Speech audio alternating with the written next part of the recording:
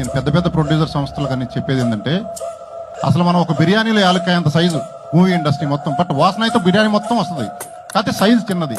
తిప్పి కొట్టే 10,000 కోట్ల మార్కెట్ క్యాప్ లేదు మూవీ ఇండస్ట్రీది. అంతేనా కదా? ప్రొడ్యూసర్ మీద ఒక్కడే భారం, వాడు ఎక్కడి నుంచి డబ్బులు తెస్తాడు? సినిమా ఆడిద్దో లేదో టెన్షన్, అదైపోయాక ఇంకో సినిమా హార్ట్ అటాక్లు వచ్చిపోవటం, సొంత ఇల్లు అమ్ముకోవటం.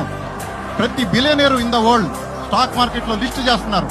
స్టాక్ మార్కెట్ లో లిస్ట్ చేయండి. ఇప్పుడు మార్గదర్శి ఉంది, నమ్మకం మీద జనం అందరూ పెట్టుబడులు పెట్టారు, సంస్థ గ్రో అయింది, వాళ్ళ డబ్బులు కూడా గ్రో అయింది. అదే విధంగా సినిమా ఇండస్ట్రీలో కొన్ని సంస్థలు టాప్ లెవెల్ ఉండేవాళ్ళు స్టాక్ మార్కెట్ లో లిస్ట్ చేయండి.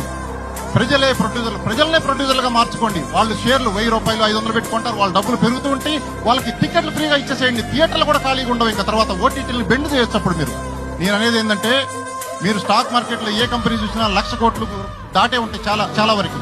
ఇది మనం మొత్తం కలిపిన 10,000 కోట్లు ఉండదు. మీరు స్టాక్ మార్కెట్లకు వస్తేనే బిలియనీర్లు అవుతారు. నేను ఎప్పటి నుంచో మైండ్ లో తిరుగుతా ఉంది నాకు ఇది.